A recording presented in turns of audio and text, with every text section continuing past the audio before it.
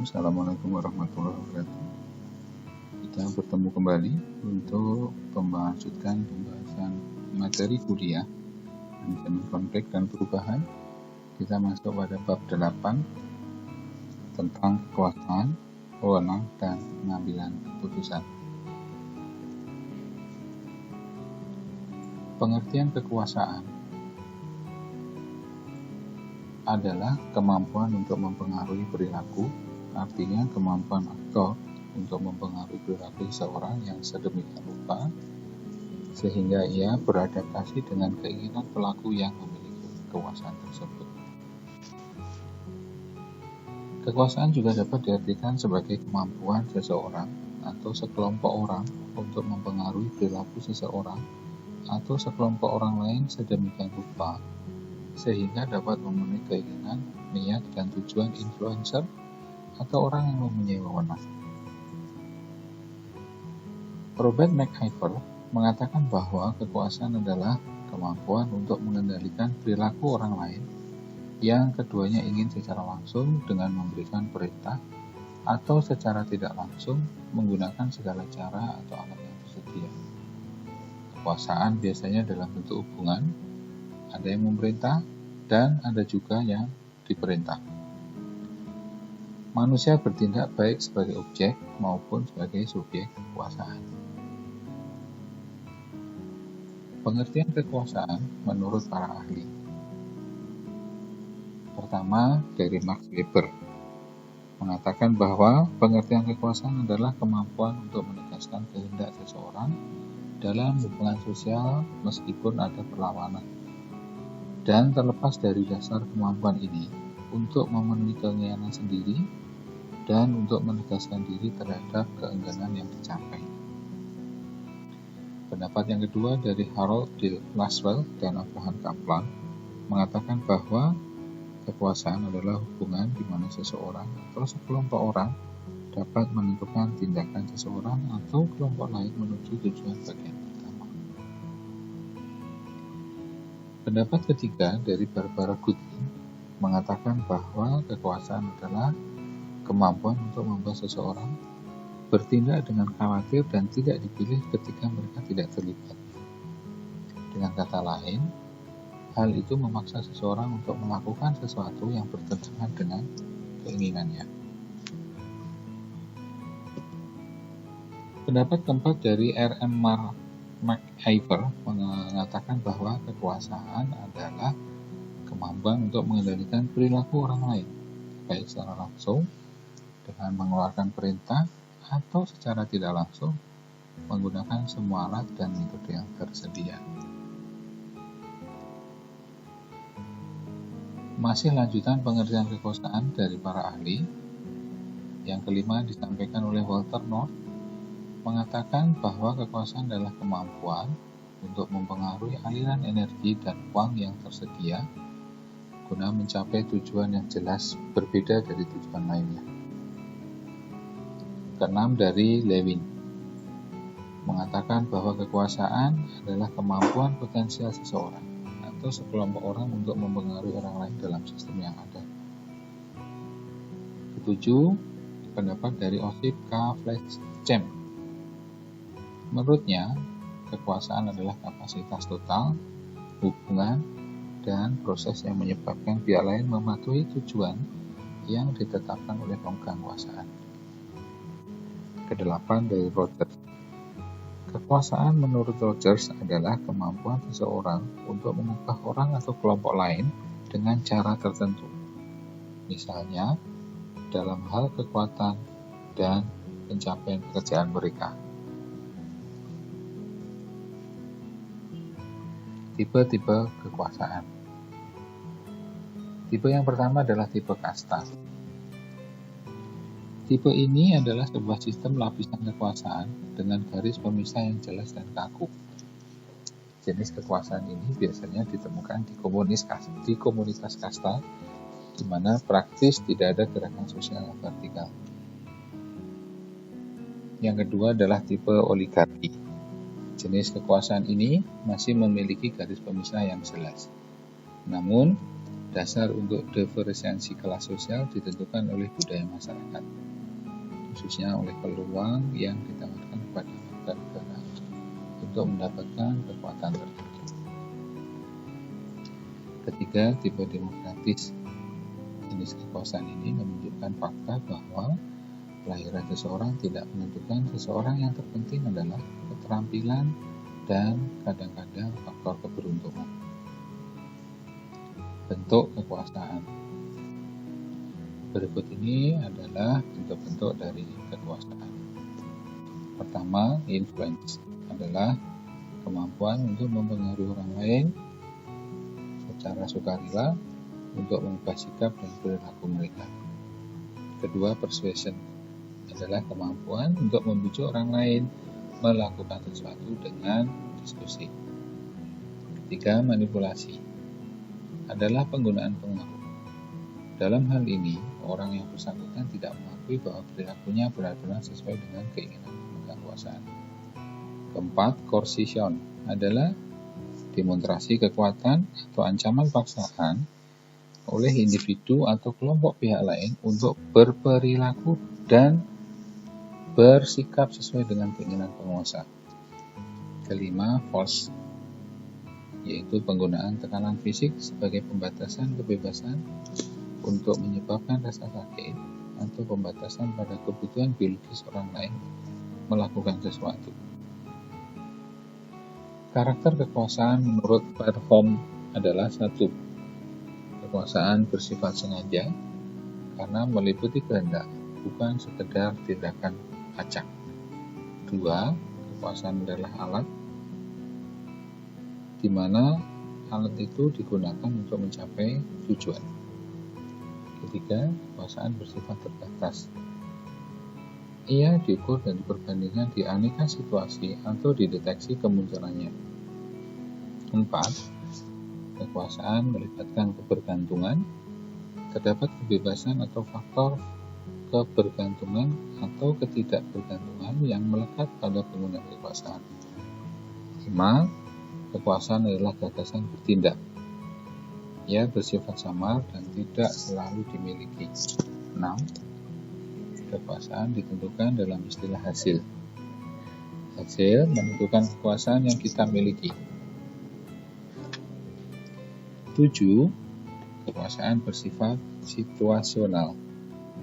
Taktik kekuasaan tertentu efektif di suatu hubungan tertentu, bukan seluruh hubungan. Kedelapan, kekuasaan didasarkan pada oposisi atau perbedaan. Partai harus berbeda sebelum mereka bisa menggunakan kekuasaannya. Selanjutnya kita akan membahas bab wewenang. Wewenang adalah hak yang ditetapkan dalam tatanan sosial untuk menetapkan pedoman, membuat keputusan tentang masalah-masalah penting, dan menyelesaikan konflik. Ada 3 jenis wewenang yang ada atau yang dikenal, yaitu 1. Wewenang karismatis adalah wewenang yang didasarkan pada karisma, kemampuan khusus yang ada dalam diri seseorang. Wewenang karismatis mengambil bentuk wewenang untuk orang itu sendiri dan dapat dilakukan terhadap kelompok orang atau bahkan sebagian besar masyarakat. Kedua, wewenang tradisional. Ciri-cirinya, wewenang tradisional ini adalah 1. Adanya peraturan tradisional yang mengikat pihak berwenang dan orang lain yang ada di masyarakat. 2. Ada wewenang yang menyeluruh atas posisi seseorang yang hadir secara pribadi. 3. Selama tidak ada konflik dengan ketentuan tradisional, orang dapat bertindak secara bebas. 3. Wewenang rasional atau legal. Wewenang rasional atau legal adalah sebuah wewenang yang didasarkan pada sistem hukum yang berlaku di masyarakat. Sistem hukum di sini dipahami sebagai aturan yang telah diakui dan dihormati oleh masyarakat dan bahkan seperti yang telah diperkuat oleh negara. Kepemimpinan. Kita akan bahas bab kepemimpinan ini. Definisinya kepemimpinan adalah kemampuan seseorang untuk mempengaruhi orang lain, sehingga orang lain tersebut bertingkah laku sebagaimana yang dikehendaki olehnya. Kepemimpinan juga dapat dikatakan suatu kompleks dari hak-hak dan kewajiban yang dapat dimiliki oleh seseorang atau badan sebagai kedudukan. Kepemimpinan adalah segala tindakan yang dilakukan oleh seseorang atau badan yang menyebabkan gerak dari warga masyarakat sebagai proses sosial. Berdasarkan sifatnya, kepemimpinan dapat dibedakan menjadi 1. Kepemimpinan yang resmi, didasarkan pada landasan atau peraturan resmi yang dibuat. 2. Kepemimpinan yang tidak resmi, didasarkan atas kepercayaan dan pengakuan dari masyarakat. Pemimpin adalah orang yang memimpin atau orang-orang yang menentukan tujuan, motivasi, dan tindakan kepada orang lain. Orang yang diangkat menjadi pemimpin adalah orang yang mempunyai kelebihan dari anggota lainnya, baik yang berasal dari dalam, berupa bakat sebagai pemimpin dan sifat-sifat pemimpin yang lain, dan yang berasal dari luar diri pemimpin tersebut, yaitu memiliki hubungan yang baik dengan orang yang sedang berkuasa, banyak teman baik, dan memiliki kepercayaan. Pemimpin adalah jabatan atau posisi seorang dalam sebuah organisasi.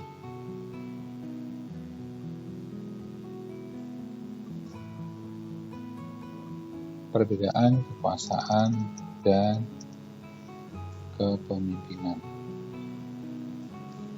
Beberapa perbedaan antara keduanya adalah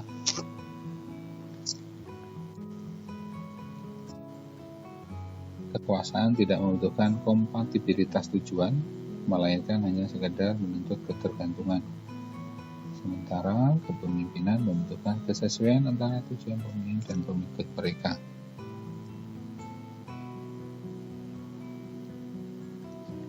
Dua, kekuasaan dapat digunakan oleh individu atau kelompok untuk mengendalikan individu atau kelompok lain.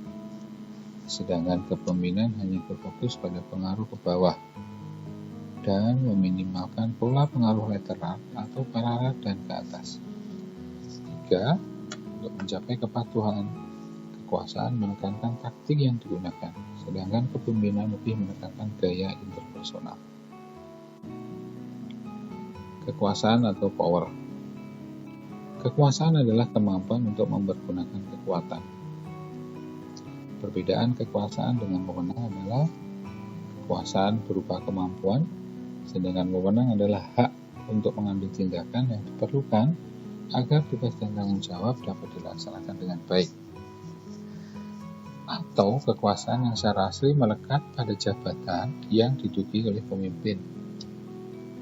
Dengan kata lain, wewenang adalah kekuasaan yang disahkan oleh suatu peranan formal seseorang dalam suatu organisasi. Sumber-sumber kekuasaan. 1. Reward power. Kekuasaan ini berdasarkan imbalan yang dimiliki pemimpin. 2. Coercive power. Kekuasaan yang berdasarkan kekerasan atau hukuman yang dimiliki pemimpin. 3. Legitimate power, yaitu kekuasaan yang berdasarkan undang-undang atau hukum yang dimiliki pemimpin. 4. Expert power adalah sebuah kekuasaan yang berdasarkan keahlian atau keterampilan dan pengetahuan pemimpin. 5. Reference power adalah kekuasaan berdasarkan hubungan atau mengidentifikasikan pemimpin dan mengaguminya serta ingin memperoleh dukungan dari pimpinan. Semakin dekat seseorang dengan pusat kekuasaan, maka semakin berpeluang orang tersebut turut menikmati kekuasaan. Jenis-jenis kekuasaan dalam organisasi. 1. Kekuasaan balas jasa atau reward power.